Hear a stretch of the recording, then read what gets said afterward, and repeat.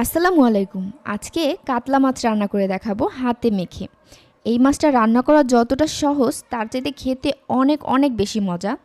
চলুন আমরা রান্নাটা দেখে নিই কিভাবে রান্না করলাম। আমি মাছটাকে ভালোভাবে কেটে ধুয়ে পরিষ্কার করে নিয়েছি। এখানে কুচানো পেঁয়াজ এবং কাঁচামরিচ কুচানো দিয়ে আমি এখানে রসুন বাটা দিয়েছি 2 চামচ, আর 1 চামচ দিয়েছি এখানে পেঁয়াজ বাটা, 1 চামচ জিরা বাটা, আর আমি এখানে শুকনো মরিচটা বেটে ব্যবহার করেছি। আপনারা চাইলে গুঁড়াটাও দিতে পারেন, সমস্যা নেই। এখানে শুকনো মরিচটা দেওয়ার পরে আমি এখানে পরিমাণ মতো লবণ দিয়ে দেব। লবণটা আপনারা আপনাদের স্বাদ অনুযায়ী দেবেন, যতটুকু পরিমাণ সেই অনুযায়ী। এখানে সামান্য হলুদ দিয়ে দিচ্ছি। হলুদটা দিয়ে এখানে পরিমাণ মতো তেল দিয়ে দেব।